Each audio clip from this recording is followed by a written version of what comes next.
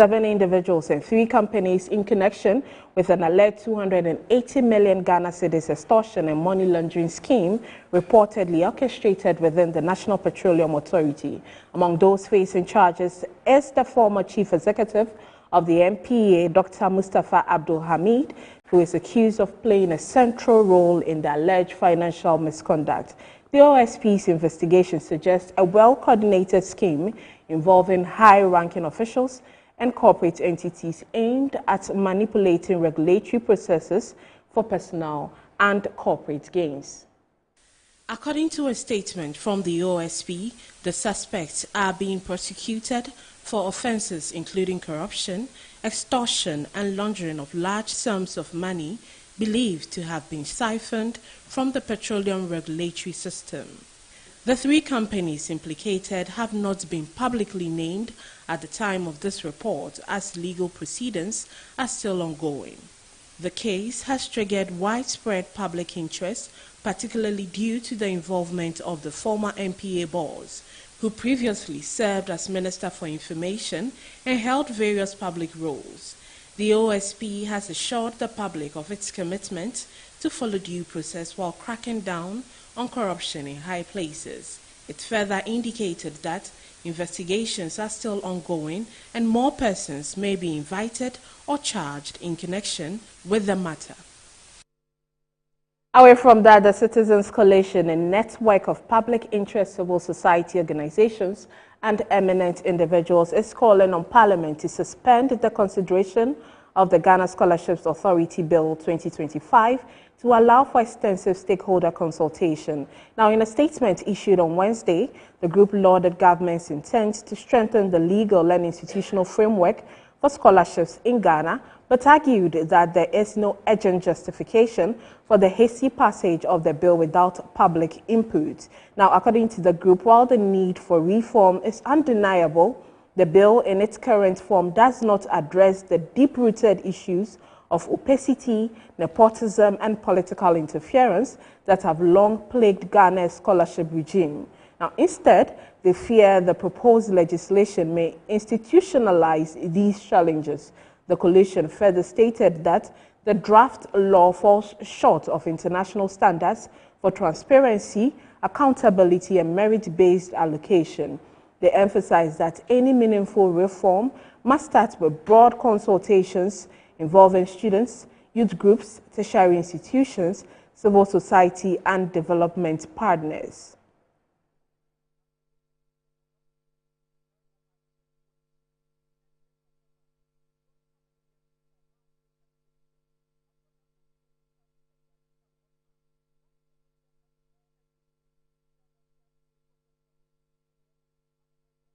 Let's stay a little bit on education, as the Ghana Education Service has announced the full reinstatement of Parent-Teacher Association in all pre-tertiary schools nationwide following a directive from President John Dramani Mahama. Now, in a statement issued by the GES, all heads of public, senior, high technical and STEM schools are to operationalize the reinstatement of PTAs with immediate effect.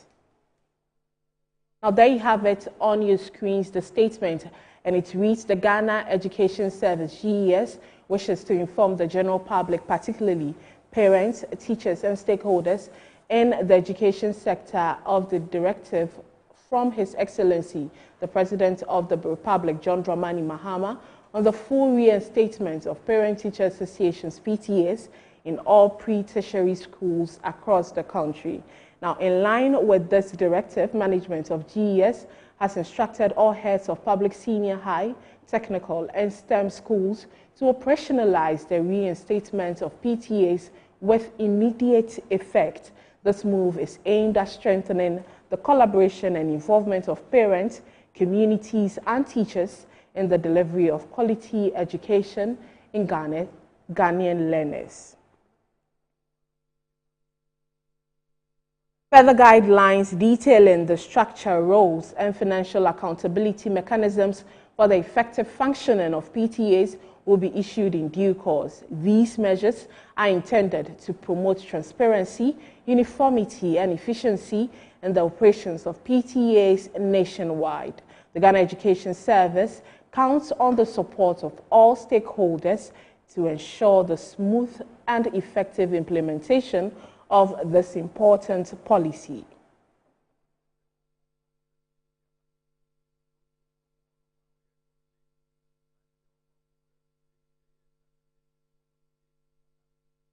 Let's go to the Volta region as residents of Chibu and nearby communities, all in the Jolopita district of the Volta region, are raising concerns over a telecommunication crisis that's cutting them off vital services and economic opportunities. Now, our reporter Samuel Asoma visited the community and found this report. This is Chibu, a farming community nestled in the Jolopita district of the Volta region. Here, the daily ritual of chasing mobile signals is a common practice. For Selam Ohene, it cost him the opportunity of a lifetime. I can remember I've applied for a job with an NGO organization called COP Africa, and they emailed me to come for an interview because of lack of network. I couldn't find the email well, and it became useless. Like, I didn't come across the email so fast. So I couldn't make it, and it's like the network made me turn jobless. So I think the government should do something about that one. Thank you. Due to the poor and sometimes non-existent mobile network coverage, residents say they have to hike to specific spots just to make or receive a call. The problem isn't limited to lost job opportunities, but health too. Health workers at the Chibu Community Health Center are equally affected in the event they may need to call an ambulance or vehicle in an emergency situation. In Bethel, a nearby farming village, residents cannot even call for a motorbike during health emergencies due to the same network issue. The network here is very bad, especially when it rains. It's hard for you to find network to make a call. Yes, so at times you go to Chate, the next town. There is a small hill there. You will stand on it before you can make a call. We are in a digital era or period, and of course we rely upon our phones to do all our communication correspondences, and it becomes very difficult. We are left out of society and socialization. Community leaders are now appealing to the Minister for Communications to act fast. For Selam and many others, the consequences of silence are devastating. In a country pushing for digital inclusion, communities like Chibu fear they have been forgotten. Let's do some more stories as the Ghana Association of Small-Scale Miners are raising alarm over what they describe as intimidation and extortion in the mining sector, urging President John Dramani Mahama to launch a full-scale investigation into misconduct of security personnel and other actors involved in the anti-galamsey operations, as well as some government appointees behind harassment of legal miners. The association, however, called for concrete steps to be taken to safeguard the livelihoods of thousands of Ghanaians who have invested in legal mining for survival. The small-scale mining sector in Ghana is facing a major crisis, with members of the Ghana National Association of Small-Scale Miners raising alarm over what they describe as increasing intimidation, extortion and harassment from elements within the state security and political establishment. Politically exposed persons manipulate security agencies for profit and power, undermining formal small-scale mining activities. Some police officers and other security agencies, sometimes acting under this influence or protection of power, political figures, storm mining sites with impunity, confiscate equipment, demand illegal payments, and in some cases, violently eject miners from land they have legally licensed to mine. Some police checkpoints target miners in possession of gold and accuse them of illegal possession of gold despite engaging in legitimate mining operations. Addressing a press conference on Wednesday, July 15, 2025 in Kumasi, the National Communication Officer of the association Abdul Razak Al-Hassan appealed to the government for urgent intervention to rescue the sector from collapse. He accused some operatives within the security agencies and political party actors of spearheading the extortion scheme under the guise of fighting illegal mining. We are here to bring to your attention a grave injustice. The systematic harassment, intimidation, and alleged extortion of small-scale miners by some elements within the law enforcement agencies, especially the police, and politically exposed persons who run their own parallel task force for their selfish gain. This issue transcends mining. It is a human right and corruption concern. Across various mining communities in Ashanti, Western North, Upper East, Eastern, Western, and Savannah regions, countless hardworking small-scale miners are being targeted and terrorized by those meant to protect them. The association says several of its law-abiding members have reported cases of harassment, threats, and coercion into paying bribes to individuals claiming to represent government agencies.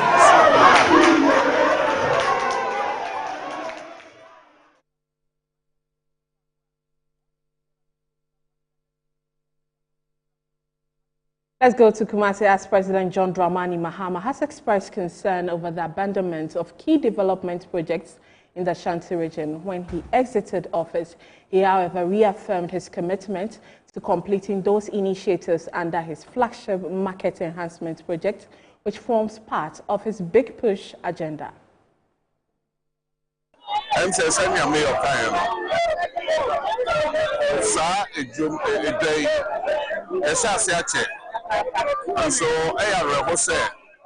a film now 2008 yeah be a support from every single entity.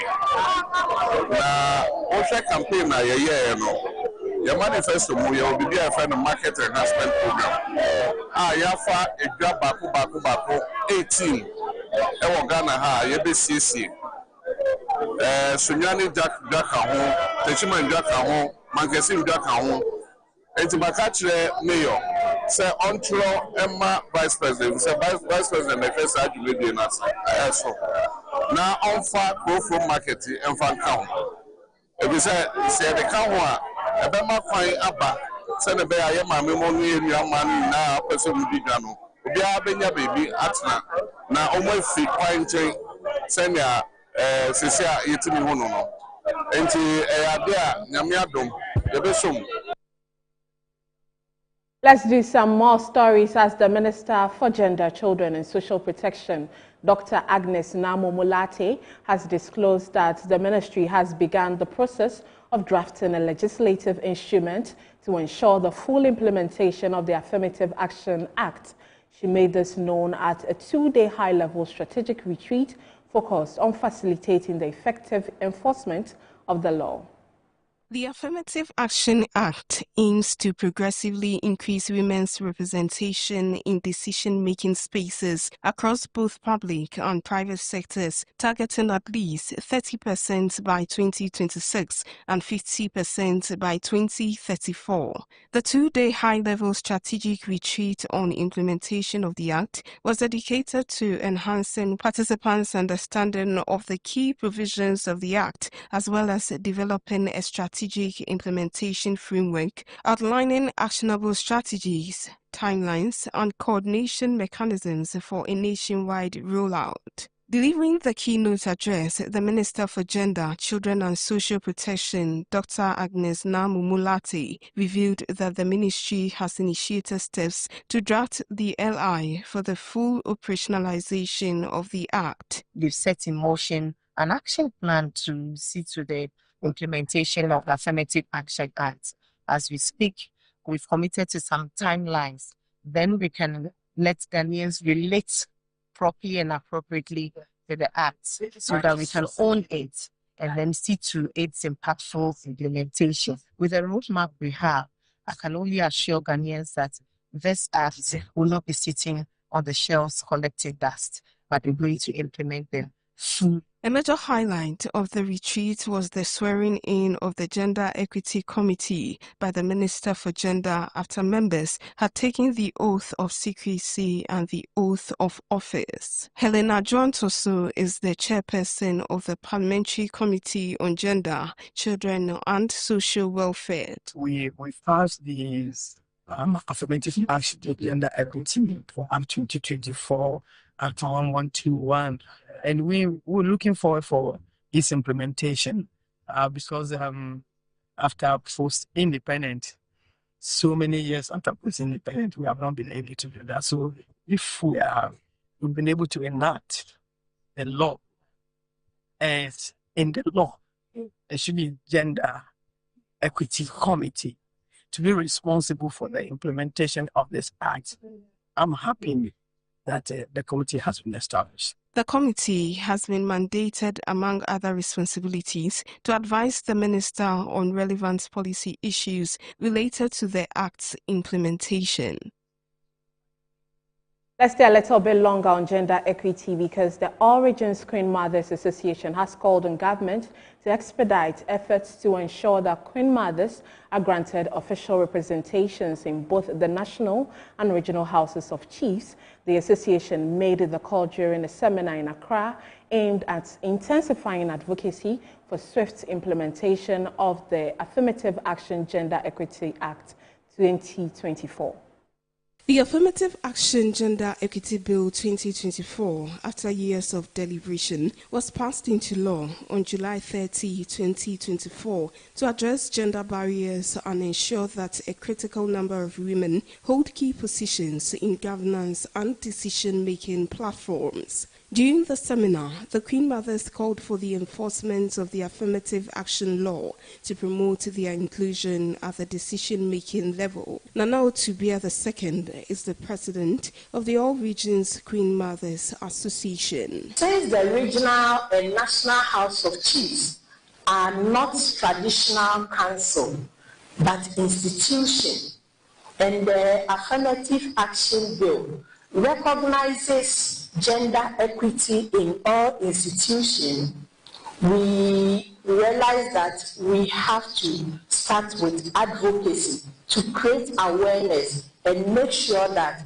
we have a fair representation at this high decision-making level. Former Chief Justice Sophia Ekufu also condemned the absence of women at the House of Chiefs, describing it as discriminatory. If you define chiefs to mean male chiefs and queen mothers, and if you in the fundamental human rights portion, there are provisions against discrimination on any basis, including gender.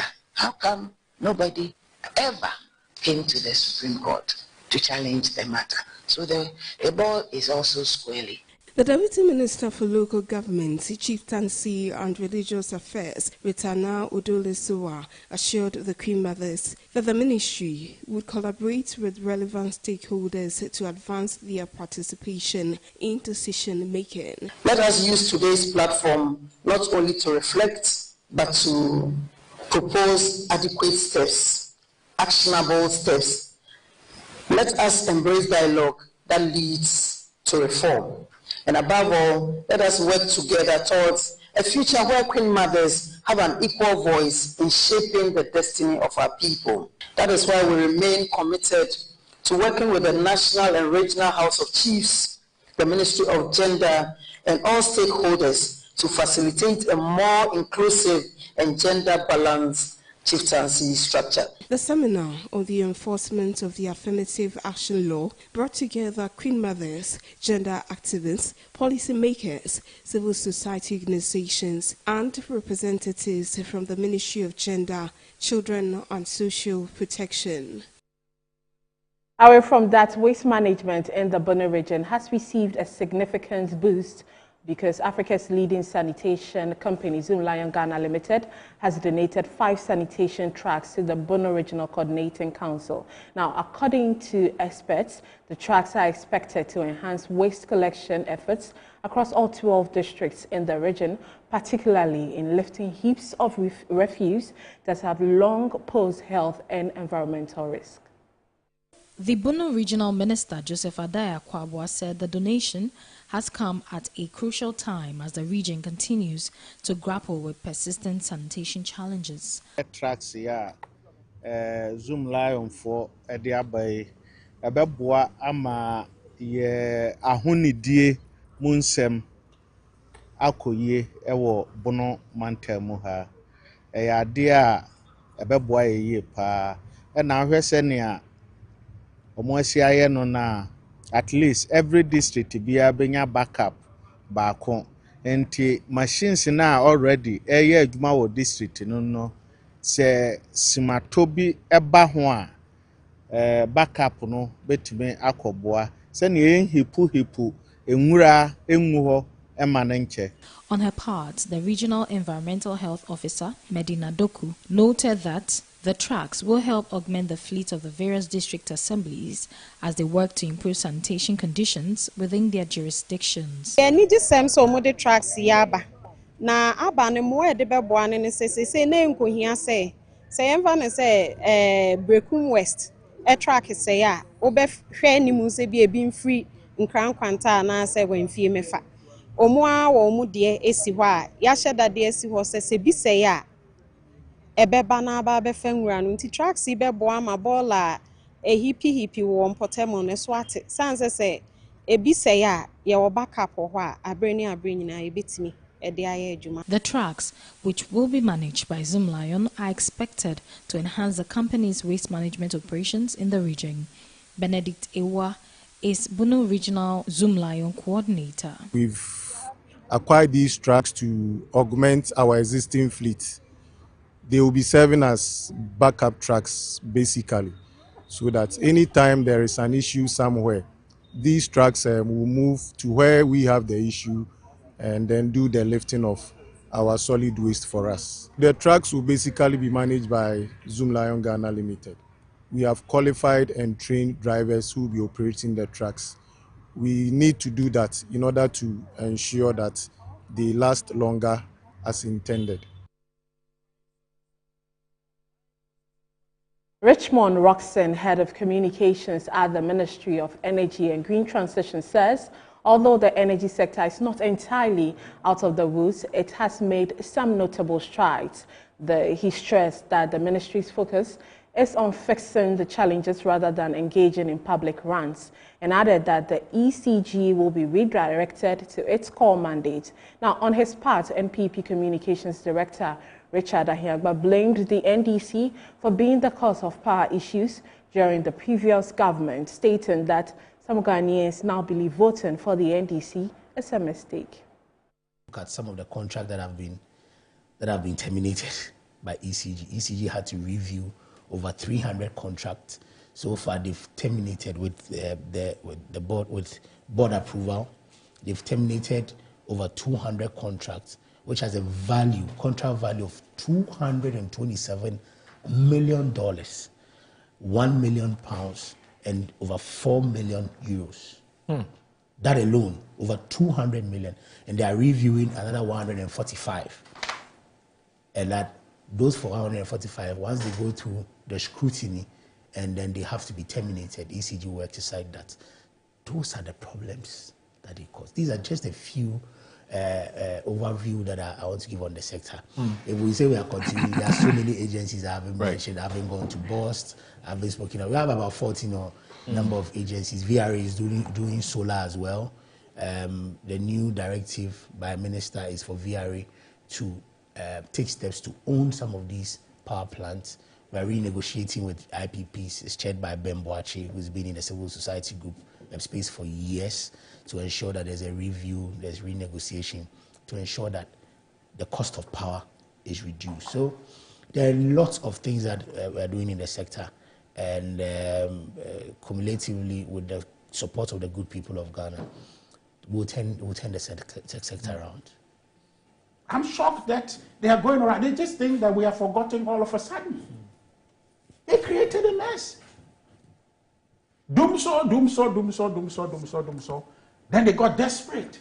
We want to solve it. Oh, Mama said 1 year. Power ministry, 1 year, solve it. If you don't solve it, you are gone. Giddy. What did they do? They didn't create anything self-sustaining. They went shopping. Oh, do you have a batch? Do you have any generator that can do power? As I have, they signed a mess of PPAs. They signed a mess of PPAs, that's what. And now he's saying that, oh, we only merely started a conversation about whose agreement? About whose agreement are we starting the conversation? Not agreement you have signed. When you were signing it, if you were minded to sign a proper agreement in the interest of the country, would anybody need to start a conversation about them? You cause a mess and we are sitting here trying to fix it and you say, oh, they just started a conversation as if you are coming to save anybody. You are the mess person. You caused the mess. I cannot wrap my mind around. Away from energy, the Social Security and National Insurance Trust, SSNIT, has announced plans to increase contribution compliance to 90% by 2026. As part of this drive, the trust will launch a fully digital branch in September this year. Operating from the head office, the digital platform will serve the public across all 16 regions through USSD codes, mobile apps, and the SSNIT website. Director General of SSNIT, Kwesi Afrebaini, revealed this during an engagement with pensioners here in Accra. Let's place our monies where we can have the kind of returns that would enable us improve on the scheme and its sustainability. And I can assure you, we will not sleep until we begin getting returns that are higher than inflation rate so that we can have real returns to enable us to deliver good indexation. 3, we are available to serve you. So please, anytime you want to reach out to us, feel free and reach out to us. And when I made that promise, I told my colleagues that there will be times that we would go and sleep. But even those times, how do we work in a manner in which we can still serve our members beyond saying use the digital channels? Because someone may even need some assistance to do the digital channels. So we set out and said before the end of September, we'll roll out a full functioning virtual branch. That virtual branch would have whatever that you can enter our service point where we serve and get done. You should be able to engage the team working in that office. You would have compliance people there, you have benefit people there. So once you dial in, they don't need to go to a branch and ask that, oh, can you check ABCD for Mr. ABC? They should be able to go into the system and give you quick feedback, because feedback, when it is timely, helps you and it helps us solve your needs in a much better way than we've done it in the past. Let's do some more stories, as France is supporting Ghana's economic recovery efforts with sovereign loans from the state to state in the field of maritime safety and public health. The French ambassador to Ghana, Jules Armand Animubosu, announced this when he addressed guests at an event to celebrate the National French Day celebration hosted at his residence here in Accra.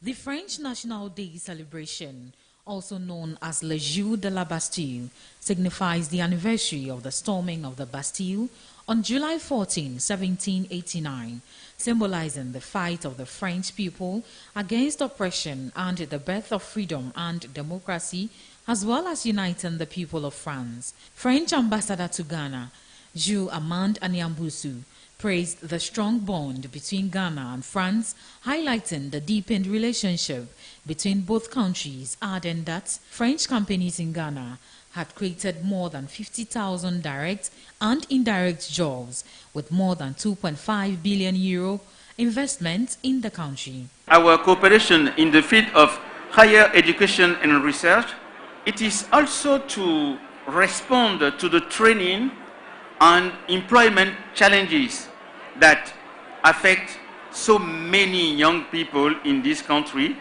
to enable them to develop their potential. EFD is making significant investment, often in co-financing with the European Union in sectors that are essential for this country.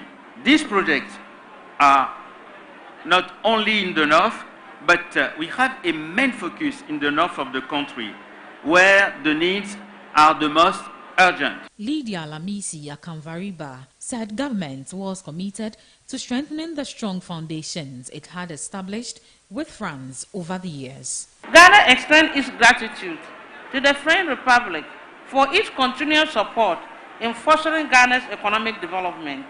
We also recognize with appreciation the significant and enduring presence of the French enterprises operating within Ghana, whose contribution to employment creation, innovation, and border economic progress are deeply valued. Ghana remains optimistic about the timely conclusion of the bilateral agreement on debt restructuring, and we welcome the anticipated implementation of sovereign loan facility in the vital sector of public health and maritime security. The French National Day celebration, also known as Le Jour de la Bastille in French, is observed on July 14 each year by France in honor of the French Revolution.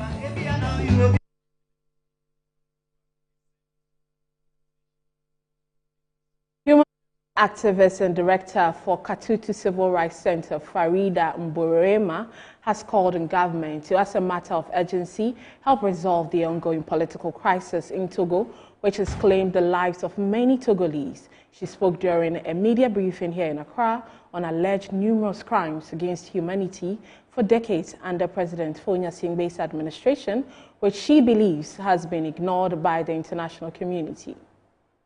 There were times where Togolese activists were actually assassinated on the Ghanaian territory. Ghana tends to be the nation that the Togolese run to at times of crisis for a variety of reasons. Number one, you are a neighbor. Number two, we share almost everything in terms of culture. And whatever is happening in Ghana, in Togo, not only concerns Ghanaians, but also impacts Ghana in many ways. We are demanding that the Ghanaian government also plays a leadership role at the regional level within the regional body called the ECOWAS.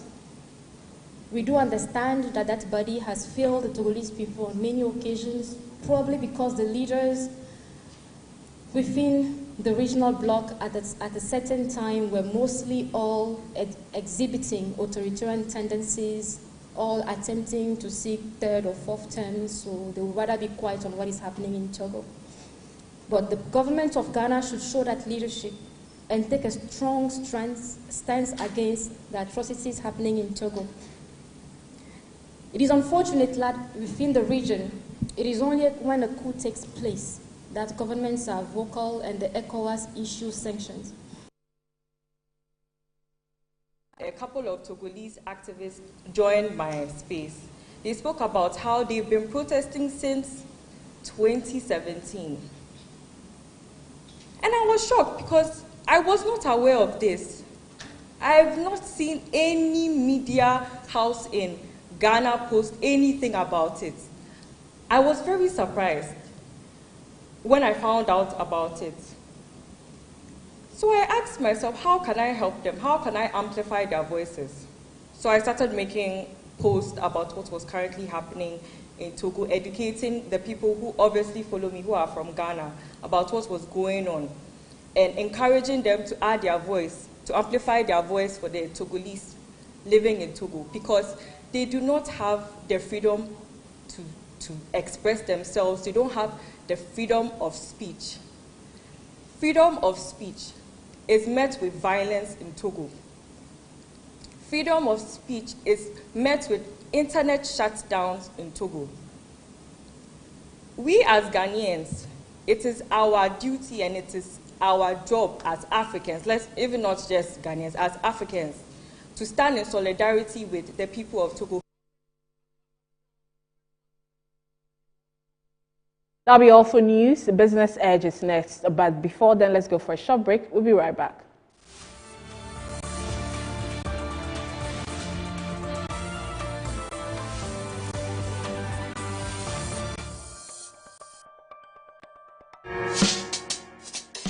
Whether you're a wholesaler, retailer, or consumer, MNC Logistics and Trading is your trusted partner in minerals and food commodities trading. Experience the difference with MNC Logistics and Trading for your commodities trading. We operate a well-equipped laboratory that smelts and assays gold to ensure transparent, credible, and reliable minerals transactions. Our general food commodity market deals with imports and exports of food products such as rice, sugar, and grains. We pride ourselves on delivering products that meet the highest standards of quality and taste. With our expertise in international trading and logistics, we bridge customers far and wide. Locate us at number 4 Neosai Interfo Avenue, East Legon, Accra. Call us on 030-299-8246 or visit our website www.mnclogisticsandtrading.com. MNC Logistics and Trading, hub of confidence.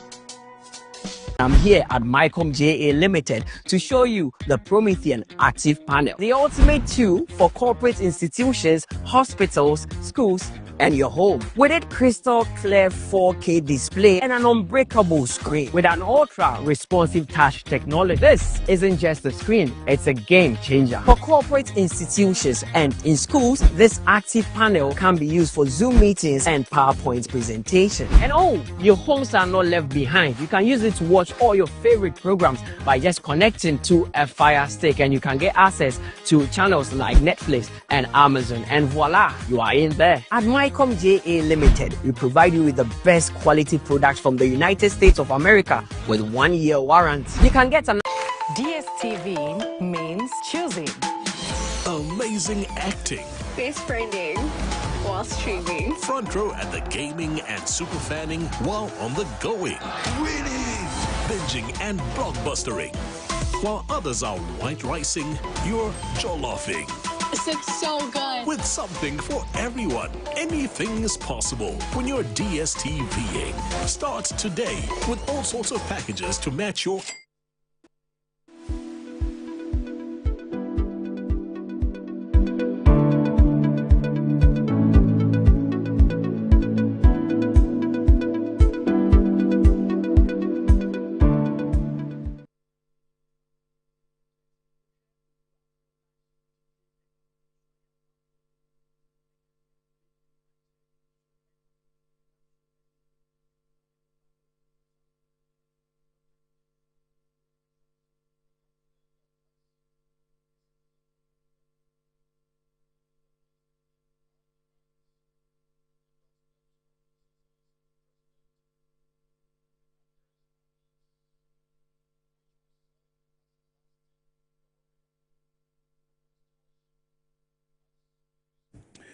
Good afternoon. Thank you very much for joining us this hour. It's time now for Business Edge on Good Afternoon Ghana. So we just gone by. It's a new segment of the entire program. And coming up is a lineup of activities that will make the afternoon a very interesting one. Beginning will be the news which are making round in the world of business around the globe, both in Ghana and across the globe. We'll be presenting that to you in a short while. And then we'll be doing the performance of the cedi against the major trading currencies, i.e. the dollar, the euro, and the British pound sterling. And then a big discussion will come on. The big discussion is about the insurance industry. We'll be hosting the Chartered Institute of Insurance here in Ghana, especially with regards to the 24-hour economy which has started rolling. We saw Mr. Gusi Tano, who is the coordinator of the 24-hour economy program of His Excellency the President John Dramani Mahama, launch the program and tell us how much they need to be able to put into effect the policies. Some state institutions and some sectors of the economy, including the Ghana Ports and Harbours Authority, have told us that they have begun with the 24-hour economy. We've heard ADB talk about their readiness to roll out a 24-hour program to support the 24-hour policy.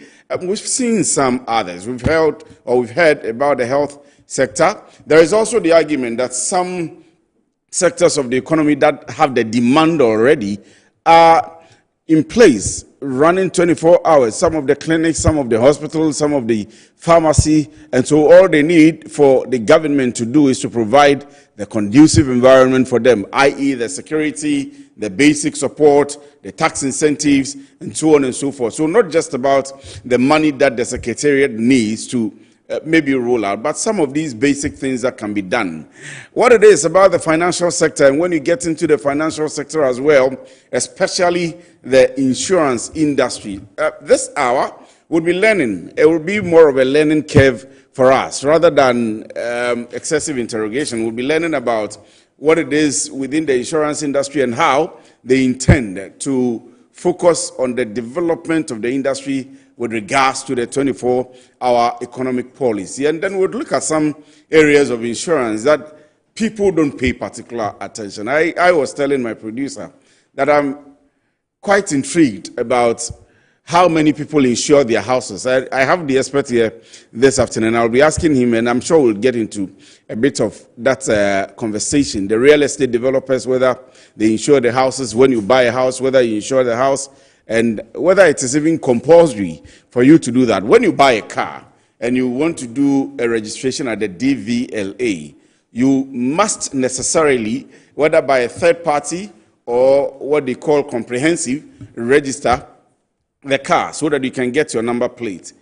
With houses and other places, large buildings, corporate buildings, and so on and so forth, that get fire service, do they also get the insurance as required? We'll be asking the experts to this afternoon, so it's not tonight, this afternoon. So you want to stick and stay with me. I'll do just a bit of the news which are making around the world, which is the news tidbits. When I come back, I'll tell you about the performance of the exchange rates, and then we'll get into the discussion. Stay with us.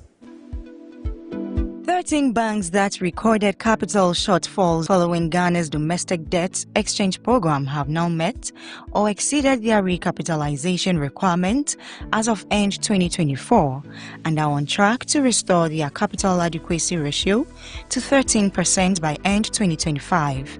Despite this progress, one state-owned bank and a few others remain materially behind schedule due to delays in shareholder capital commitment, elevated levels of non-performing loans, and slow recognition of credit impairment and provisioning.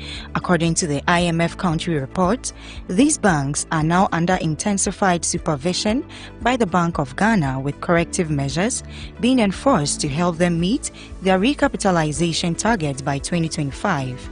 Parliamentary approval and implementation of the World Bank-funded segment of the Ghana Financial Sector Stability Fund could also support some of these institutions, provided they secure adequate capital injections to qualify for assistance. The year-on-year producer price inflation for June 2025 was estimated at 5.9%, the lowest since November 2023. According to data from the Ghana Statistical Service, this was 4.2 percentage points lower than inflation recorded in May 2025 and 19.7 percentage points lower than inflation recorded a year earlier. It was also the fifth consecutive decline. On a month-on-month basis, there was producer price deflation of 1.4% between May and June 2025, meaning that the average prices that producers received for their goods and services in June 2025 were lower than those in May by 1.4%. Only 22% of households in Ghana used clean fuels in 2022, despite national policies and frameworks. Similarly, 18.5% of richest households in Ghana use clean fuels compared to only 0.1% of poorest households. According to a report by the Institute for Statistical, Social and Economic Research, a higher educational attainment correlates positively with clean fuel adoption. In 2008, 13.6% of the population used clean fuel. The number has subsequently shot up to 28.7%. The number shot up to 28.7% in 2022. In the urban center, 42% of Ghanaians used clean energy compared to 11.2% in the rural areas. Importantly, southern urbanized areas, Greater Accra, Ashanti lead in clean fuel adoption, while northern regions lag considerably due to socio-economic and infrastructural divides. Ghana's housing sector is overwhelmingly dominated by self-builders or self-provisioned individuals and households, according to a report by the Institute of Statistical, Social and Economic Research. It accounts for 90% of the estimated 45,000 units delivered annually. Despite its dominance of the Ghanaian housing sector, the report expressed worry that the self-built housing has not received adequate attention in terms of research and policy. It therefore called on policymakers and key stakeholders to examine the key features and characteristics, financing, contribution to job creation and to local and national economies, and the challenges confronting self-built housing. Techno, the innovative technology brand powered by AI, has officially launched its much-anticipated Spark 40 series, combining sleek design, cutting-edge performance, and AI-driven innovation. The series features two unique models, the Spark 40 Pro Plus and Spark 40 Pro, with designs that will elevate and transform your smartphone experience. The Spark 40 Pro Plus, the slimmest 3D curved smartphone with wireless charging capabilities, leads the series and establishes a new standard in smartphone engineering. The Spark 40 Pro Plus, which is only 6.49mm thin, combines cutting-edge convenience with elegant design. Government is targeting a significant scale-up in share nut production to 400,000 metric tons annually, with an estimated market value of $640 million. The forms part of the broader 24-hour economy policy aimed at enhancing productivity across key sectors. To achieve this, the government plans to invest in modern processing infrastructure, mechanized harvesting systems, cold storage facilities, and other critical interventions to strengthen the share value chain. Currently, Ghana produces between 130,000 and 150,000 metric tons of share nuts annually, generating approximately $118 million. However, only 40% of the available share nut resource is recovered, leaving considerable untapped potential. President Donald Trump says Coca-Cola has agreed to use real cane sugar in its drinks sold in the U.S. Coca-Cola uses corn syrup in its American product, but Trump's health security Robert F. Kennedy Jr. has voiced concern about the ingredient's health impact. I have been speaking to Coca-Cola about using real cane sugar in Coke in the United States, and they have agreed to do so, Trump wrote on social media. I'd like to thank all of those in authority at Coca-Cola. Without explicitly confirming the recipe tweak, a Coca-Cola spokesperson said they appreciate President Trump's enthusiasm, and more details on new innovative offerings within our Coca-Cola product range will be shared soon. Prime Minister Francois Bayrou has put the cat among the pigeons in promising to cut two of France's national holidays in order to rescue the country's finances. Predictably enough, his proposal on Tuesday to add the Easter Monday and 8th May holidays triggered howls of protest from the left and the populist right, with his own centrist and the conservative right expressing at best guarded support. In a country with such a strong tradition of worker protest, the sudden removal of two statutory days off was never going to be an easy sell. Essentially, men and women would be made to work 2 extra days a year for no increase in salary. The gain in productivity would help pull the country out of its ever-deepening hole of debt.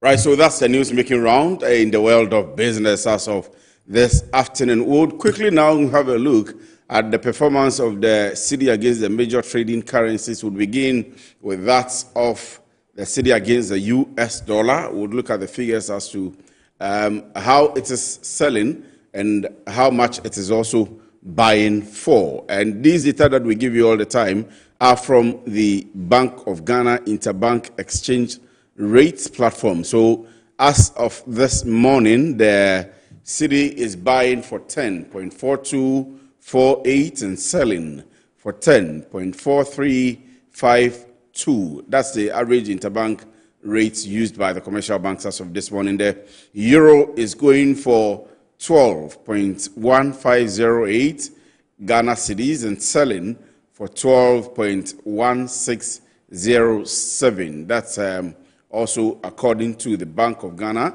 And now the British pound sterling is going for 14.0172 and selling for 14.0322. So these are the average interbank rates used by the commercial banks for transactions as of the close of business yesterday, which was Wednesday. And then because it was the close of business yesterday up until about 12 or this afternoon, those are the same figures being used by these commercial banks. So if you want money, that's if you are buying dollars, pounds, or euro, that's how much you are going to get it for. And if you have some in stock and you are selling also, that's how much the banks are going to quote to you this morning. We don't know about the black market anyway. But let me come back now to the studio for the big conversation. And I told you earlier on that the big conversation this afternoon is on the entire ecospace of the insurance industry within the financial sector of the economy. What we have termed is how the potential of the industry can be unlocked to promote the 24-hour economic policy of the government. And of course, to help us do that this afternoon is the president himself of the Chartered Insurance Institute of Ghana, CIIG, Mr. Solomon Latte, who is our usual friend, and we have him here sometimes. But we have him again. Chief, good afternoon. Good afternoon. And thank you very much for joining us this afternoon. Thank you for having me. Hope you are doing well. I'm good. Let me begin from the Institute. What's the latest with the Institute? What's happening? Well, so far so good.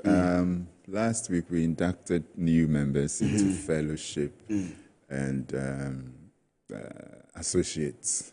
We had about 131 people. So that's the good news. The next thing is our awards, which is coming up on in August. Insurance awards? Insurance awards, okay. Insurance Excellence Awards. That we want all insurance companies to participate.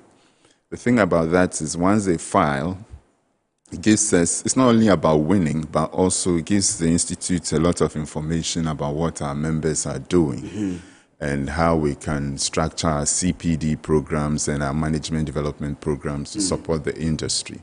So it's important that every insurance company files.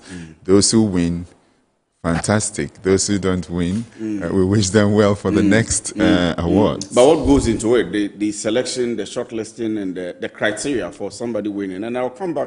I'm asking this because I've seen another one. I think the Ghana Reinsurance Awards. And I'll come back to ask you what's the difference. Right. And I think yours is the mother of all awards. So you explain first of all the criteria and we'll come to that. Well, the Insurance Excellence Awards is the most complex or most complicated awards I have ever seen because there's a panel of about 9 people coming from the various sectors of the insurance industry. We have the GIA representative, we have somebody from the broker side, we have health insurance, non-life, life, pensions. Everyone is represented. And the questions are a lot. And each question you answer, you are required to support it with evidence. So if any company or individual wins an award, it's a sign of authenticity from the entire insurance industry and from the professional body that this company or individual or organization is top up there. So in a nutshell, the requirements are huge, they are heavy, but not that they are not doable. They are doable. So I expect all our companies and individuals to file. But what is it supposed to achieve? Is it supposed to push the individual insurance companies to grow with their profit or to become known? Or what's the basic premise for It's all of that and more. Yeah. Actually, the tagline for the Chartered Insurance Institute is professionalism, integrity, and excellence. Okay. So these are the three areas we look at when we give awards. We are looking at professional conduct, we are looking at integrity, we are looking at excellence. Excellence in performance, excellence in claim settlement, excellence in innovation. You know, so these we look into all these. But do you give awards for, because you mentioned claims? Do you give awards for prompt best claims? Yes, best claims, prompt. Yeah. That's an area people have problems with. Well, it's unfortunate because as I'm speaking to you now, the insurance industry is paying about 8 million cedis worth of claims every day. 8 million. 8 million Ghanaian new cedis every day For people who have various categories. Various categories. Including, I hear you have life and general.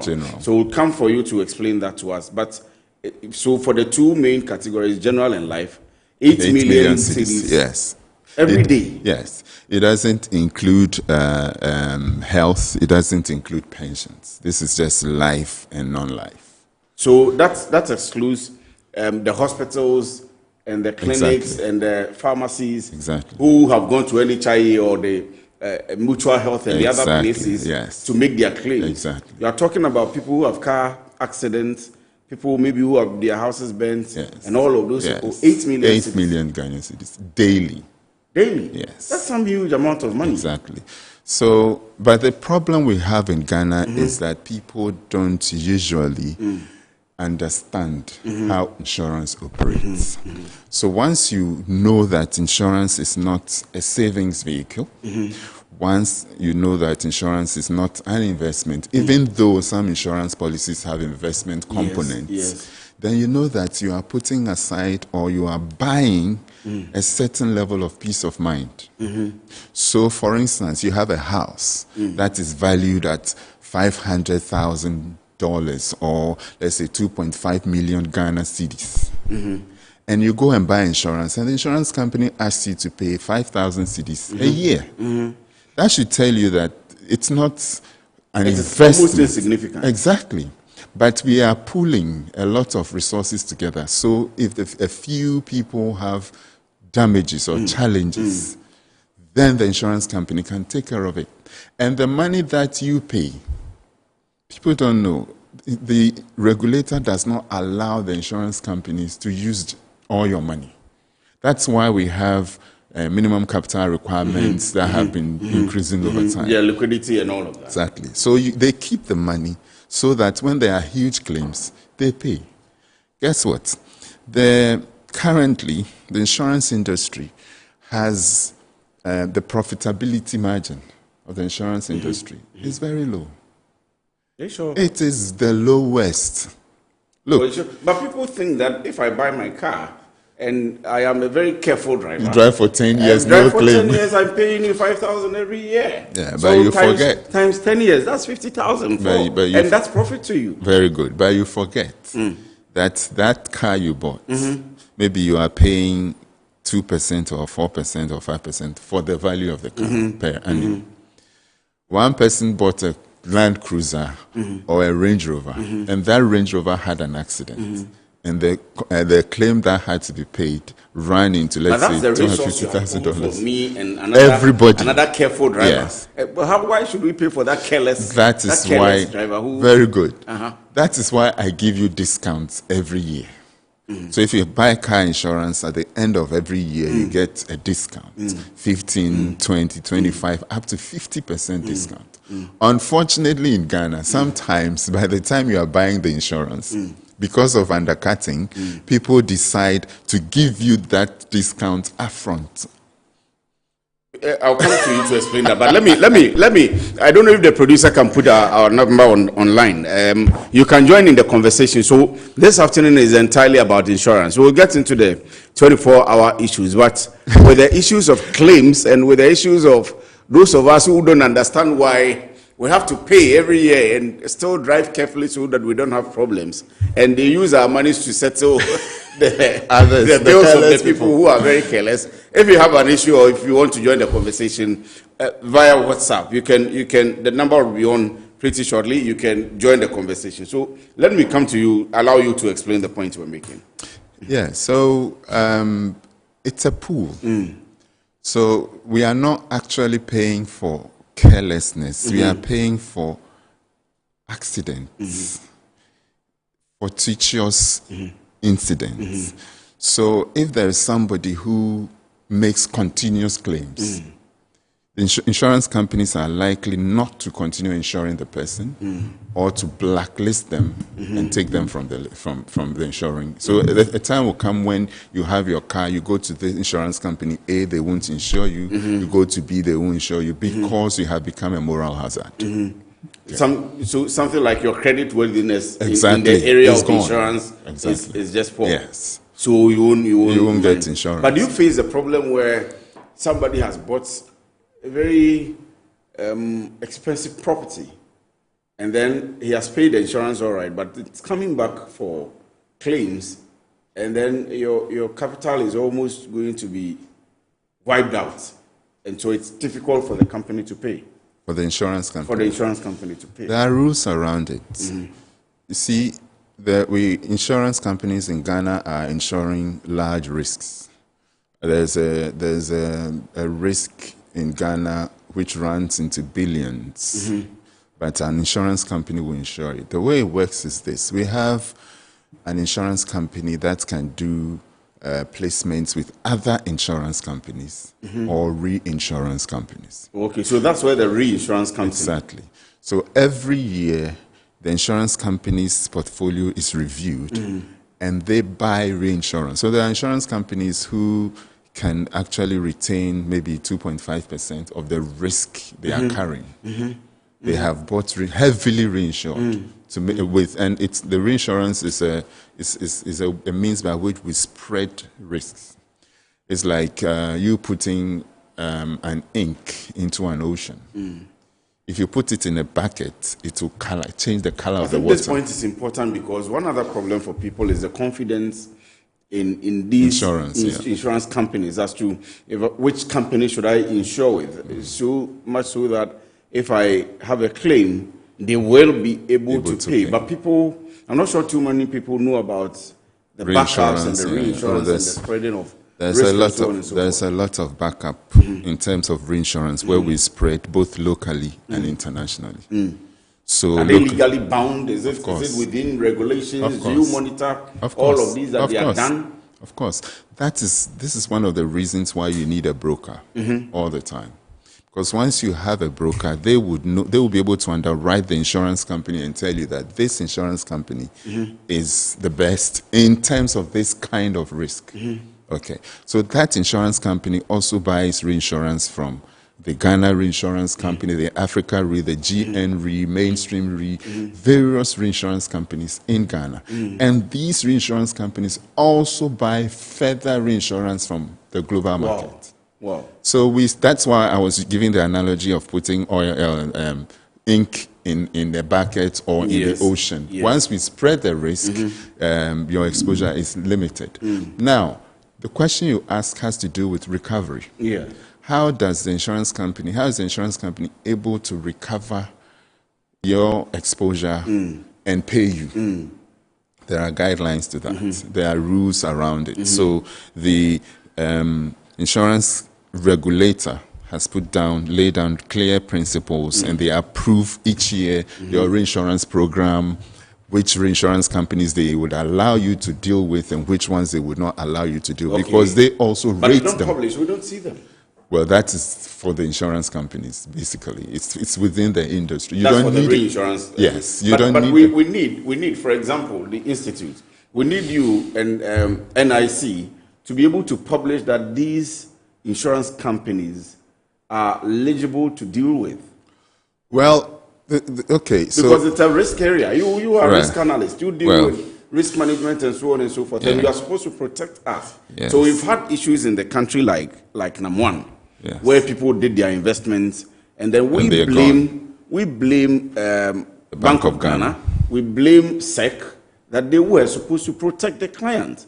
They sat down and allowed these institutions to go on. We saw Onward, we saw DKM, we saw all of these, And now you come back to warn us and people lose their investments. Yeah. So you are you are with the regulators, you are the trainers, you are training the people and making sure the professionals are Standards there. are And so you need to, I'm thinking that you have to be able to publish that to us or find a way to let us know that these are credible institutions that we can deal with. That's a very good question. This is how it works.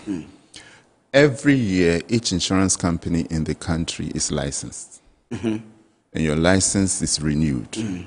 So the regulator goes through a lot of processes to ensure that your license is renewed. Yes. They check your financials, they check your claims payments, outstanding claims, all those things before they renew your license. So once an insurance company's license is renewed in Ghana, it is a legitimate company to work with. So at the moment we have, I think, about 28 general non-life insurance companies and about 18 or so. Each one of them is legitimate to work with. What you need is a broker with a license, not an agent. That's where the trick is. The broker is the one who understands the intricacies of what an insurance company can do and what they cannot do. As for me, sitting here in my company, we have specific insurance companies we deal with regarding specific kinds of risks. Okay. But you understand, you are an expert. That's why you need an expert. If you sitting here, your company, Metro TV, you want to buy insurance, you need a broker. But many people think that when they take the broker, it's going to cost them more. The broker alone. The broker doesn't charge you. Their services are free. Your face has changed. But how will they get their money? It will be charged against my investments. No, it would not. They make their money from the insurance company. So insurance company pays them commission on the businesses that they are on. But it is passed on to the consumer by the insurance companies. It doesn't. So you see, technically, yes, sir, the insurance premium that they charge you, just like the taxes, there's a certain component that is, if you like, set aside for professional advice, which is what the broker gives. It's optional for you to choose it or to go directly to the insurance company. If you go directly to the insurance company, it is believed that the insurance company is giving you that professional advice that you require. But if you go to the broker, then the broker the broker is a professional just as the insurance company underwriter, whoever it is. Yes. So he has the eye to look into the market. Oh, for this kind of risk, I don't think it should be placed with this company. Let's go to company B because they are very good when it comes to this kind of exposure. So that is where you need the insurance broker to come in and advise and help. But many people think that, oh, there's a catch. Once there's a broker, my premium would go up. It doesn't work that way. Your premium will not go up. Most of the time when there's a broker on your account, they help reduce your premium because they look at other options for you. Go through the market, find out which company can underwrite your risk at a lower rate. Is it to say that consumers and clients should not deal with agents at all? I haven't said that, because if I say that, they will crucify me at the institute. Why? Because... What then is the relevance of insurance agents? Okay, very good question again. This afternoon you are grilling. Oh, we are learning this afternoon. It is for... So, yes. There is an insurance company, there's a broker, and there is an agent. The insurance company can deal directly with the client. Okay. In the UK, they have directinsurance.com. So, motor insurance, etc., you do it directly. Yes.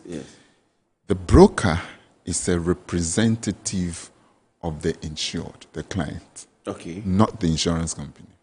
Okay. And it is a free service. It is like free legal advice. You can choose to utilize it or not, but it is free. Okay. So if you are buying insurance and you go through a broker, you are getting free service. The most important role brokers play is when there's a claim. They are able to fight for you as if they are your lawyers. And sometimes when you go to court, it's a broker who goes to represent you. Yes. So the broker is for the customer. The agent is for the insurance company. Okay. The agent is a sales agent. He goes out there to sell the product of the insurance company. So when you deal with them, they are trained to give you good information about a product. About the products that they have And as an insurance about company. that insurance company. Yes. The broker is giving you information about the market. So the marketing managers and officers and staff of these insurance companies can be classified as agents? No, they are not. They are paid staff. They are employees. But agents are earns not... commission. Okay. So you see, that's where the confusion is coming from. The agent earns commission, the broker earns commission. But the agent is earning commission for selling the product of the insurance company. If a marketing manager of an insurance company comes to me and wants to have a business with me, and I am rich, I have money, and I have lots of properties that I want to insure, I will be tempted to deal with the marketing person to insure my products for me directly. In what capacity will the marketing guy be acting? You are dealing directly with the insurance company. So if you have a claim, you go to that insurance company. You have any challenges. If they refuse to pay your claim, you go to them. But if you deal with the broker, the broker now becomes a lawyer, like exactly. You say. They are mandated to go and chase. He works with all insurance companies. That's quite revealing. A lot of people don't know this. We're trying to educate, but it's not easy. So yeah, that's why we are here anyway. But what's the level of penetration? Let me ask you this before I come to the insurance penetration here in Ghana. Then gradually we'll dovetail into the 24-hour economy. Again, because I mentioned marketing managers and staff, do you ensure as an institute that these, of course, in collaboration with the NIC, these insurance companies, including the reinsurance companies, have the requisite professional staff to work with? I've had cases where somebody who is a branch manager or a staff somewhere takes the money from the client, doesn't put it in because he perceives that this client won't spoil his car for the next 1 year. So that 5,000 will come into my pocket. And then the following years, it's the same. It's in the, until the client faces a problem, and then they come to realize they are not registered at all in the system. Yeah, okay. So that's the relevance. That's the essence of the Chartered Insurance Institute of Ghana. It is to ensure that every professional or practitioner of insurance is recorded. So the institute is backed by law to ensure that every practitioner is gazetted with government. Okay. So what we've done with the NIC, and see, the president of the GIA is a member of the Chartered Insurance Institute of Ghana. Okay. The Commissioner of Insurance is a member of the Chartered Insurance Institute of Ghana. There are different levels. There are fellows, there are associates, there are certificate holders, diploma holders, and various categories. We even have affiliates. Yeah. So once you are practicing insurance in Ghana, you have to be a member. What we haven't done well is to enforce this. Why not? It's a process, you know. You can't practice as a doctor without, if you haven't gone through the mill. You can't practice as a lawyer if you are not certified and you are not a member of the Ghana Bar Association. You are not a member of the Ghana Medical Association. And all of this, you have to go through their institutes and be certified as a professional before you can practice. Why will I work at Millennium or Old Mutual and I don't have any knowledge at all in insurance? So what it's been a process. What we've done with the regulator, the National Insurance Commission, is to, first of all, to ensure that every principal officer is of the CIH. So that's the first step. Principal officers are if you like, the head of technical, the CEO, and sometimes the head of finance. Departments and... The head of finance. Okay, the head of finance. So these requirements, there are requirements for establishing an insurance company. There are requirements for renewals. These at least should belong to the institute. What we have to do now is to ensure that we've started actually. We have a database where we are now collating all practitioners. Okay. And very soon directives will go out that if you are not a member in good standing, yes, you cannot practice, which means that your company would have to fire you, or the regulator would have to sanction your company. So that is where we are getting to. That would be very good, because at least that would increase or boost our confidence in dealing with them. Exactly. We know that this person is certified by CIIG, and so if you know and have seen that certification alone, it's enough for you to deal with the person. That's a requirement of the law anyway. Then you must enforce it. Yes, we have to. We are on it. You know, in Ghana. Well, let me now come to the penetration. How you think insurance penetration is in the country, and I will come to, for example, NHIE. It's supposed to have been compulsory, but not everybody has a card. Exactly. Not everybody uses it. We have lots of private health insurance policies that corporate entities get on too, and so on and so forth. If you want to do a motor insurance, like register your car with DVLE, I know that I stand for correction anyway. I know that is also compulsory. A requirement. You must a requirement before you're able to register your car. And so maybe to some extent, people should be conscious of insuring their properties in general and in their life also. But how would you describe the understanding, the knowledge, the acceptance, the penetration of insurance here in Ghana? Okay, so there are two things. There's penetration and there's coverage. Okay. Insurance penetration is hovering around 1%, 1.4%, which is not good. But globally, insurance penetration is usually around 4 or 5%. I think we should pull the mic back closer. A bit. Yeah. So you can just pull it back so that you can relax and we can hear you. Yeah. So sometimes it's around 5%. The coverage. Penetration. Penetration, yes. Okay. So insurance penetration is the contribution of insurance to GDP. Okay. So it's the amount of premiums versus GDP. So it's not usually likely to go that high.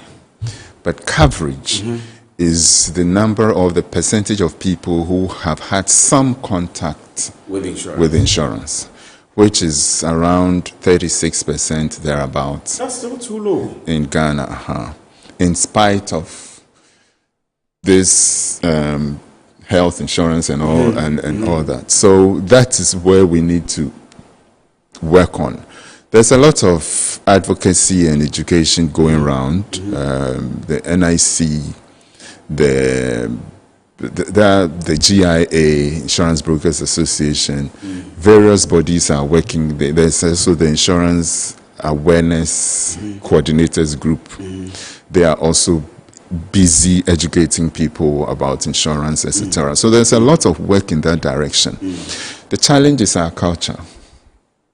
Culturally, if I have an issue, I can call you my brother and you come to my aid. In other jurisdictions, it's not like that. Yes. You are on your own. Yes. And that is where you see the essence of things like insurance. If I bought a car and my car is damaged and I cannot get another car to go to work, I cannot come to you to give me your second car, I cannot survive without it, then the need for me to protect it is there.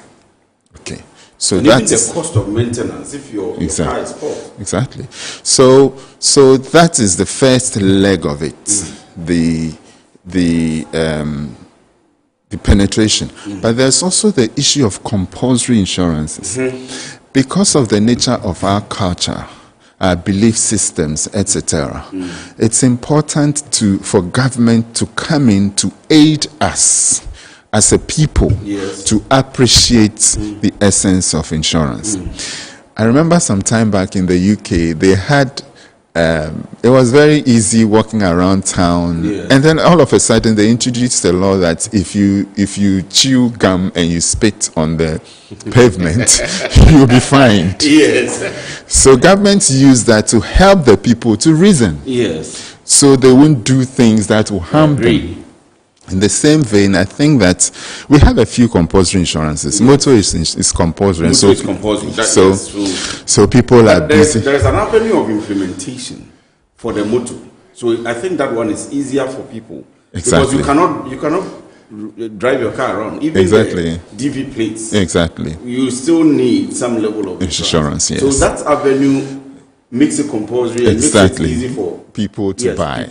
Exactly. So I feel that I believe there are certain other insurances that should be compulsory. Yes. For example, if you have a company and you have staff, there's a workmen's compensation law or employer's liability that places some responsibility or all the responsibility of your employees on the employer. Yes. But I think that beyond that, there should be, maybe group life insurance should become compulsory for what it offers. So you have staff, they come to work, somebody dies, whether in the course of employment or off the course of employment, they are your employees. What happens to their children? What happens to their dependents? You know, so there are some policies that should become compulsory. And once we do that, then government is directing people to industry, businesses, individuals to appreciate the benefits of insurance. Yes. Then insurance doesn't become, if you like, a commodity. You determine whether you like it or not. And a commodity for the affluent. So once I have money, I'm buying insurance because I have money. But I'm buying insurance because I need to buy insurance, because I need to protect my life, my assets, and my liabilities. So I can attribute to you, or you are saying, that for workplace or group life insurance, government should make it compulsory. I think so. For everybody, both the public and the private sector. I 100% think so. And it is not expensive. Insurance is not expensive at all.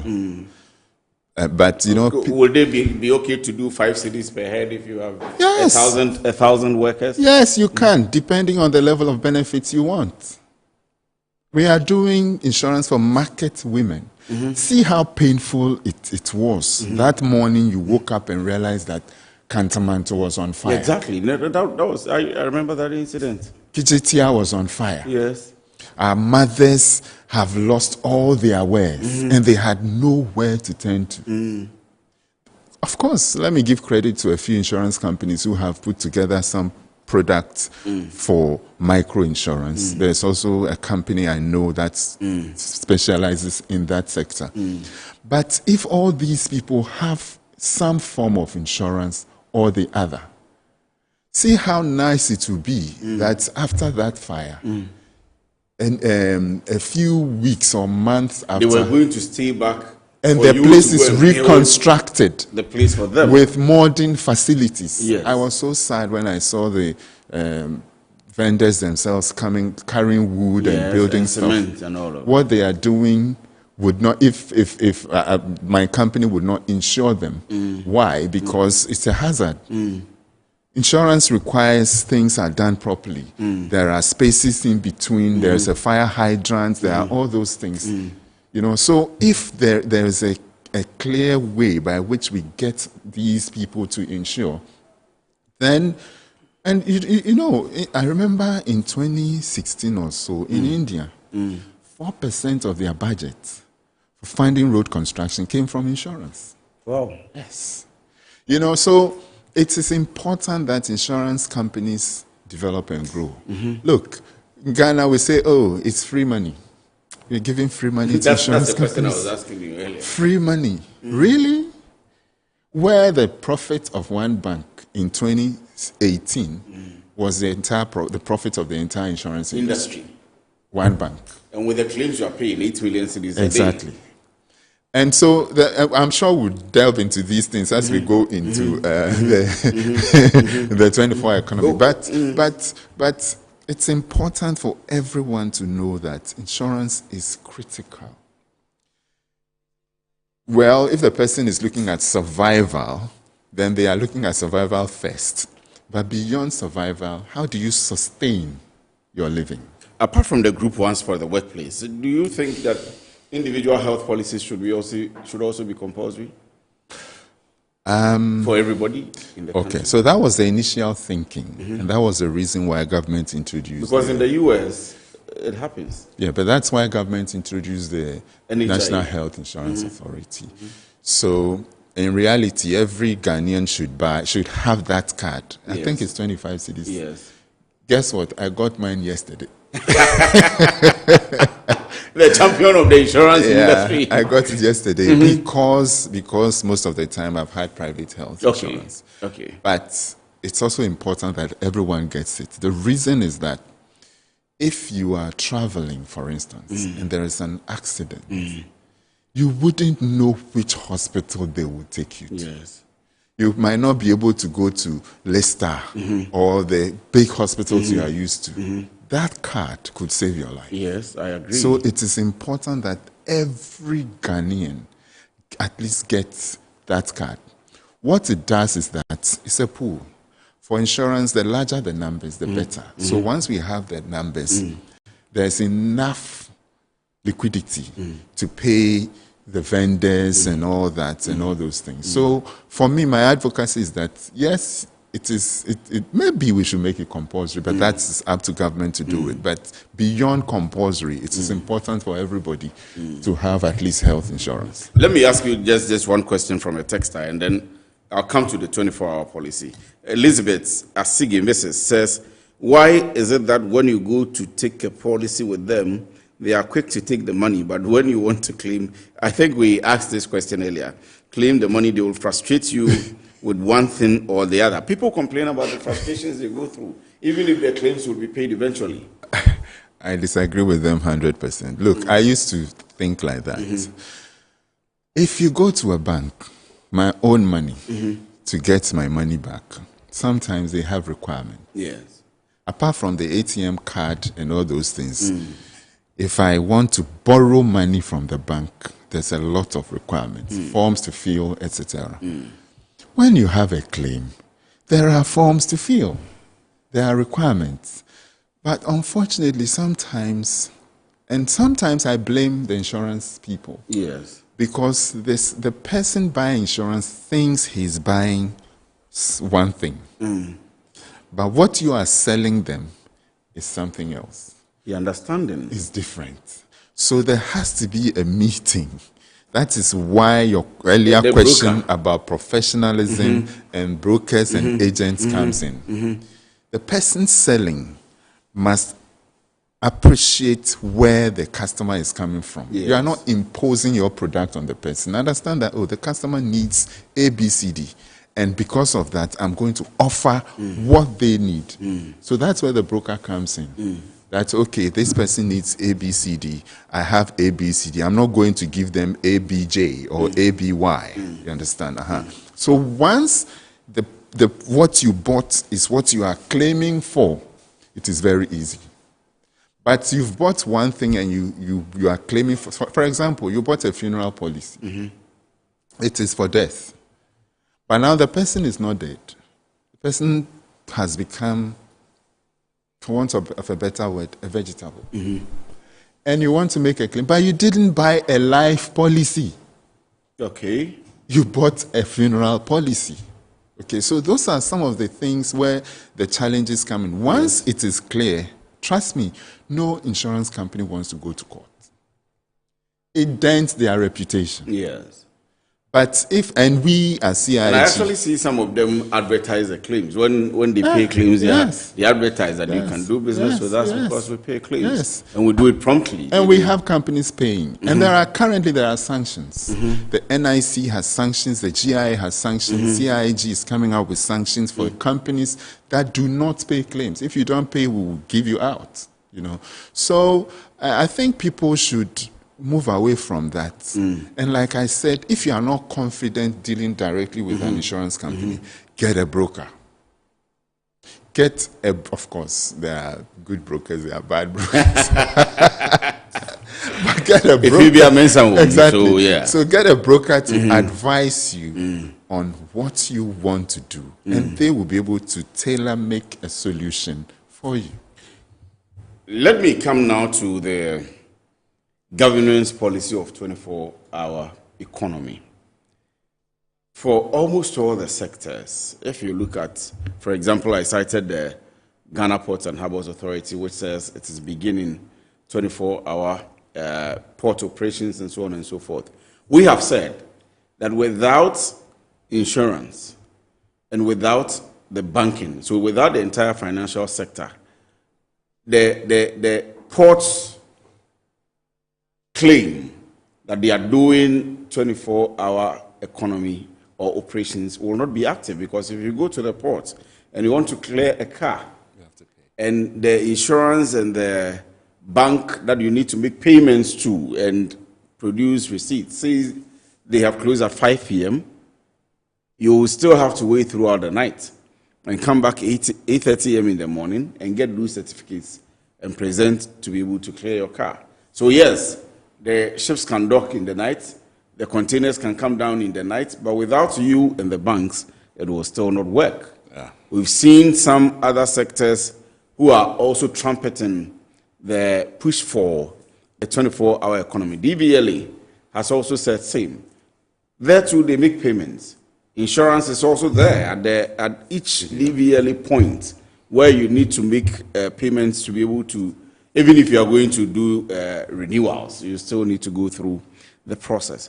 And so what I'm arriving at is that some of these sectors have started projecting their implementation strategy and plan for the 24-hour economic policy. Without you, some of these will not be active. It also means that you should have a plan, a strategy to align with government's vision and plan and strategy with the banks. But for you, and because you are the one churning out knowledge and professionalism into the industry, you must have a plan. Do you have? And if you do, kindly run us through it. Okay, that's a loaded question. Well, you have the time. The time is for you. So let's start from somewhere. Right. So primarily, the insurance industry is ready for a 24-hour economy. Okay. Primarily. Okay. Almost every insurance product we sell provides 24-hour protection. Okay. So, for example, if you buy a car, you buy car insurance, our insurance protects your vehicle for 24 hours. That's if you hit something even in the night. It's covered. Okay. The differences comes in with underwriting, where the professionalism comes in. In other countries, if you buy a car and you state that you are using your car for, even here, for private use only, the premium you pay is for private use. Yes. If you use your car for commercial activities, the premium you pay is for commercial activities. And it's 24 hours. So primarily, it is covered. What needs to be done, again, is for the insurance, the customer, the insured, to approach your broker or your insurer that I am planning to increase my production. So instead of doing an 8-hour shift, I'm going to do a 16-hour shift. Or I'm going to do a 24-hour shift. What do I need to do? All you need to do is, the insurance company will advise you to not to change your policy because the policy is a 24-hour policy, but to endorse, the term we use is endorse, or to amend the policy to accommodate the additional activities you're about to do. Okay. For example, having a 16-hour or 24-hour shift means that you are going to increase your staff strength, maybe threefold or twofold. So if you have a workmen's compensation policy, you would have to now include a new set. So let's say you are an SME, you have 50 staff, but you are going to produce again. So you need to add the new additional 50 staff to it. Insurance companies, and this is a secret. Yeah. Don't tell anyone. You tell me, I will tell you. They won't penalize you if somebody does overtime. Okay. Or they did, maybe instead of doing 8 hours, they did 16 hours and they got injured and all those. Insurance companies would normally not come to you. If you disclose it at the underwriting stage, they will price it into the policy. But if you didn't, so primarily we are ready. What I don't see, which is very critical for me as a person, is this. You see, each time a government comes in and they want to develop the economy, they introduce something in the banking sector. We have National Investment Bank. We have Agric Development Bank. We have Exim Bank. Exim Bank. Yes. We've had Development Bank Ghana. We have the Women's Bank coming up. Fantastic. Why has there not been an insurance development entity? Why haven't you made the call for it? I have made this call several times, personally. Even at the, what do you call it? When we had the John Mohammed's program, the National Economic Dialogue. I was there. I made this point. Yes, I saw you. We met there. I made this point that, look, government has to be deliberate about developing the entire industry, insurance industry. We have companies that are properly developed, insurance companies that are doing very well. We have intermediaries, brokers, like my company. ASIAC, we have solutions. We call it... your company is ASIAC, Africa Sureties and Insurance Advisory. We have solutions. We call it... So if for all the things we have said, I mean, a little advertisement, if you are looking for a company to insure with, please go to ASIAC, and then we'll do that last one. We are rounding up, but we'll do that last one before. Yes. So we have financial services ecosystem protection policies. These are tailor-made solutions for the financial services. Insurance and banking are different sides of the same coin. Financial sector. You understand? Everything you do in the financial services sector needs protection. There are times you borrow money and the cost of your loan is so expensive because the bank is self-insuring. Yes, I've seen that if you go for a loan, they would deduct a certain amount for insurance. And call it insurance. After deducting the service fees and deducting a few other things, they will still deduct insurance. Exactly. So I was going to ask them, I told the president of the Ghana Bankers Association that when he comes on again, I'll ask him why we have too much non-performing loans when they take insurance for the loans. I met him. I met the CEO, and I told him that there is a solution for that. They don't bring the money to you. They don't want to bring the money to us. But you see, that's the thing. If they bring the money to us, we wouldn't take too much, a small percentage, and we will help sanitize that. It's both ways. You know, we have bonds, we have credit guarantees, all these. But are they allowed to self-insure legally? Of course, anybody can self-insure. Okay. Unless it is a compulsory insurance. Okay. For example, marine insurance, you can't self-insure because the law requires that. Once you are bringing in goods, you have to insure with a local insurance company. So once the law clarifies it, you don't. But so I've told him that they should bring us a little of the money they take from and we borrowers. will provide protection for them. There are different categories, different levels of protection for investment, for trade credit, and for actual credit. You know, so all these things are things that will help the 24-hour economy. My advice to government is to look at that sector again and find ways of either supporting the industry or supporting an insurance company or a consortium of insurers to provide credit insurance protection for our market. Okay. That is something that maybe next time we can talk about. We'll go into discuss it. Credit insurance. There should be an insurance development entity. Exactly. There should be an insurance development entity. Let me ask this last question in 1 minute. The place of technology in your space, I mean, again, on the 24-hour economy, if somebody has an accident in the night, the underwriters will be sleeping, the brokers will be sleeping, you would have to take them the morning to come and see and all of that. Now AI is up, processing claims and so on and so forth. Is the industry considering any of these well for the growth of the industry again and to match again with the 24-hour economy? There's a lot of work in that direction. Let me rather link it to the question you asked regarding the marine, the ports. Yes. If somebody goes to clear their goods, they make payments. Now the NIC has introduced the marine insurance database, which allows insurers to underwrite marine insurance instantly and issue certificates to you, just as we do for motor. Yes. So payments can be done through that portal, and that is also instant. So that's why I said the insurance industry is very ready. When you come to claims, there are companies that are doing same-day claims, etc., etc. They might not have developed it to that level because, you see, when there is a claim, you have to verify. Physical verification. Yes, but people are paying claims within 24 hours, 48 hours, and 3 days.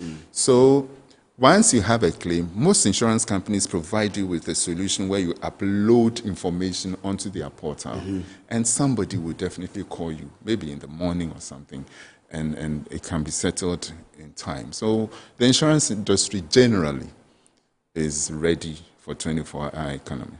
Chief, we are grateful. We are grateful for your time this afternoon. So, Mr. Solomon Latte is the president of CIIG. CIIG is Chartered Insurance Institute of Ghana. He is the chief executive officer of ASIAC Ghana Limited. And they are also an insurance company. So anytime you want to do insurance, remember to Google ASIAC, look for where they are, and then do your insurance with them. I'll take a quick break. When I come back, I'll introduce to you Mycom JA Computers, a technology company which is into the hardware production, supporting the artificial intelligence generation and the Promethean screens and so on and so forth. We'll let you see what exactly they are doing and the things they have on the market. So stick and stay with me. I'll be right back.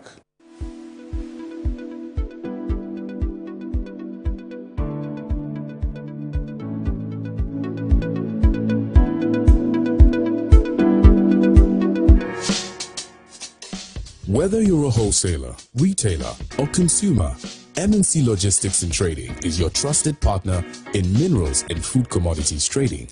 Experience the difference with MNC Logistics and Trading for your commodities trading. We operate a well-equipped laboratory that smelts and assays gold to ensure transparent, credible, and reliable minerals transactions. Our general food commodity market deals with imports and exports of food products such as rice, sugar, and grains. We pride ourselves on delivering products that meet the highest standards of quality and taste. With our expertise in international trading and logistics, we bridge customers far and wide. Locate us at number 4 Neosai Interfo Avenue, East Legon, Accra. Call us on 030-299-8246 or visit our website www.mnclogisticsandtrading.com. MNC Logistics and Trading, hub of confidence.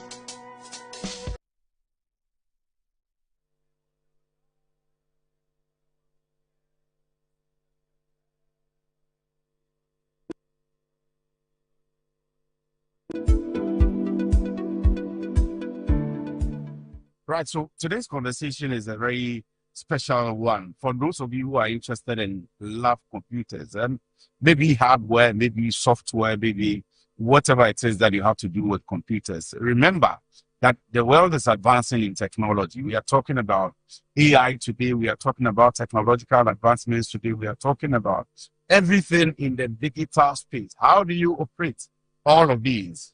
The base is the computers that you use, from your mobile phones to the tablets to the laptops to the desktop computers, to the televisions that we are using today. Everything is about technology. So it's important for me that we have this conversation today. And so I'm in an office. We call it Mycom GE Computers Limited. So they have the specialty in the space of computer hardware. So I've just mentioned the mobile phones, I've just mentioned the tablets, I've just mentioned the laptops and so on and so forth. If you want to get 80 of them, maybe I'll have the opportunity to do the adverts for them. However, if you want to get a quality one, if you want to get what you can use, whether it's a gaming computer or whatever, you need to get to GA Computer. So I found my way in here, in their office, one of their very showrooms in Accra. And I'm going to speak to one of their managers and ask him a few questions, how they are supporting the entire technological space in Ghana. But when you come to the office, they say everything is possible. But let me introduce you, first of all, to Stanley Ni Proti Kwe. Stanley, thank you very much for allowing me to your office today. Okay, thank you. I hope you're doing well. Yes, please. And I hope everything is going on well in the office. By God's grace, we're doing well. Yours is computers. Yes, please. Hardware. Yes, please. Providing people with the technology to be able to run their apps and so on and so forth. Sure. Yes. But you say everything is possible. I'm interested in that. What do you mean by that? With Mycom, everything is possible means that once you have a computer need and you run up to us, we are able to sort you out. And we are giving a 1-year warranty, which is never done in Ghana yet. No, hold on. You give a 1-year warranty on the things that people buy. Yes, please. But so let me start it from this way. What exactly are you into? Mycom GA Computers. Okay. We are into computers such as the Dell computers, HP, MacBook, and the others. Yes, please. So whether it's a laptop or a desktop, of all the brands. Yes, please. So if I come here today that I want an HP computer or a Dell computer, you would find me one. Yes, we are able to sort you out. Yeah. And you would supply. Yes. Please. How within what space would you be able to supply me same day? Or if I need bulk, like I'm a company, I want to buy 100 laptops. Yeah, we are from a public sector company. I want to buy 100. Yes, please. You'll be able to supply. Yeah. That very day we are able to do. And so companies should come to you. Yes, please. Apart from the computers, do you do servicing? Yes, please. We do repairs as well. Do you do installation? Yes, please. We do. Take me through the process. If I'm a company and I come to you, okay, and I want you to supply me computers, what's going to happen? Are you going to order for the computers when they come and do installation? When they do the installation, you only do training for my staff? When you do what happens? No, we have technicians here as well that takes care of all the software activities. Yeah. And we have them in large quantities at our warehouse. Okay. So we are able to supply in any amount. Yes. And you train the people when you install them also? Yes, please. We do training as well. Yeah. Fair enough. Let me come here. I see this big screen behind us. What is this? This is the promoting active panel. Promoting active panel. Yes. Is it like the LED we see in churches, or this is different? Yeah, this is different. This is the advanced one. So how different is this from the very big ones? Okay. As you can see, the screen is unbreakable. Oh, so it's beyond the LED? Yes, please.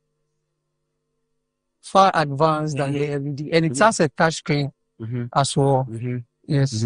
So this is a screen, all right. Yes. But it is not the LED that we see. Yes, please. So what are the features? You take your time and run me through what is the promoting active panel. If we ask about it or if we see it anywhere, what does it do? And I've seen that you are hitting it. Yes. It's not breaking that way. Oh, no, it's unbreakable. It's unbreakable. How is it unbreakable? It doesn't have a screen like No, it has a screen, but the first face you are seeing is a fiber. Yeah, so the screen is at the back. That makes it unbreakable. Oh, please take care. Take care. We don't want the trouble of coming to your office. Oh, no. But you are so confident that you can hit it that much. Yeah. Wow. So what else does it do? Is it a touch screen? Yes, please. It's a touch screen, as you can see. And it's very interactive as well. Yeah, Yeah. so I see lots of this. So this Yeah. work here. Yes, And then we please. can bring a wow. Yeah, as you can see. Then this is almost like a laptop. Yes, please. A No, bigger, basically, no, basically basically. a bigger laptop. And what are you seeking to do with it? Are you looking for people to come and buy this, or what's the plan for you? Yes, please. We are looking forward for companies and schools, hospitals, as you can see, to just get, because it makes comparing life, dealing with the students and stuff, teaching wise, it makes teachers interact, have a very nice and interaction with the students. Getting to the office and business wise, you can use it as your conference, like just your normal Zoom meetings and the rest. Yes, please. So if you're watching us, what Nee is telling us is that this is new in the system, right? Yes, please. And we are the sole importers of. So you are the ones bringing this into the country. Yes, please. So Nee is just telling us that Mycom GE Computers, who is telling us everything is possible with them, is telling us that they have imported. When did you bring this into the country? Oh, just about 2 years. 2 years. So it's been in the system 2 years. For a while, yeah. And then when we see this anywhere, this is from you. Yeah. So he's telling us that Mycom GE Computers is the sole. You are saying we are the sole importers. Importers and distributors. Yes, straight from Chicago, US, Chicago. Wow. But do you have other companies that you are working with? Maybe you give it to them to also supply. If I am owning a computer shop, I can come and buy this and supply. Yes, please. From you. From us. From you. But you are the sole importers of the promoting active panel. And then without you can't find it anywhere in the country. Yes, please. Well, so I am interested in the fact that if you are a public sector organization, or if you are a private sector organization, if you have staff that you do your conferences with, and especially the hotels, I think that you will need this, because for those of us who come into your accommodation for conferences, for all the things that we come and do, we will need these panels for our presentations. And we need to come to my GE Computers. Yes, ma'am. You are the sole importers. Yes. If this gets fault, can you repair it? One thing we do in our company is that whatever that you get from us, although we are giving you a 1 year warranty, we can also change it for you. That so makes us so special. Hold on. This has 1 year warranty. Yes, please. Like yes, all the other products. All our other products. Wow. Yes, please. And because you are the ones importing it. Yes, please. When I come and buy it from you, or when any company come and buy it from you, you'll give them 1 year warranty. Yes, please. So when it gets spoiled or there is any problem, within that 1 year, yes, please. it is for free of charge. Yes, please. We can either change the phone or repair the phone. Yes, please. Free of charge. Yes, please. That's nice. That's some good work you're doing. Yeah, that's one thing that makes us special. But you should advertise it more. Yeah. People should know that, I mean, you have this kind of services, because in the computer world, what I have come to realize is that people who sell the computer to you, and that's it. If you go and spoil it, it's your own and stuff. A day of power fluctuations and so on and so forth. If power goes through it, it's your own business. But we are changing it for you. We are giving you everything brand new. And I'm excited about it. So beyond the 1 year, what happens? Beyond the 1 year, we'll have a normal talk like this and see how we could help you. And is it possible you can replace the entire screen for me if I need you to replace it for me? Yes, please. Yes, please. We can do that, but we'll check the fault first. Okay. And if it's necessary for us to replace with a new one, we'll do that. But checking the fault means what? When I report the problem to you, yes, please. You will bring your technicians to wherever I am. Yes, please. For free. For free. Within the 1 year. Within the 1 year. Yeah. That's what happened. And you will come and work on it for me. Yes, please. And installing it, in fact. Okay, we have you do the installation too. When I buy it, you come and mount it for me. Yes, please. Whether in the office or in the hotel or wherever. In the school and other places. Yes, please. But would you recommend this to churches too? Yes, please. I think I can even recommend it for musicians as well. Those having their private studios and stuff. Yeah, I can recommend it to churches and for their usage. Yes, and then another thing is, you see the LED. Yes, they can combine about 15 of them, or 20 of them to form a very big panel. And then I don't know what they call it, whether they mirror the screens to go through, or so if you are looking at me, you can have me on all the screens. I understand. Yeah, it's mostly okay. Yes, please. Yes.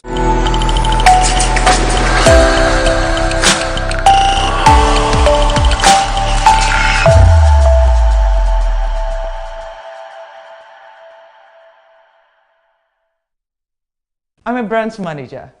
Of course, I accept only quality and affordable printed souvenirs for my promotional campaigns. I'm the head of academic affairs of a very important institution in Ghana. Of course, we only deal with quality, reliable printing companies for our institution's printing materials. I'm talking about appointed time printing. Appointed Time Printings. We take pride in our extensive print scope that transform your ideas into captivating visual masterpieces. We delve into the core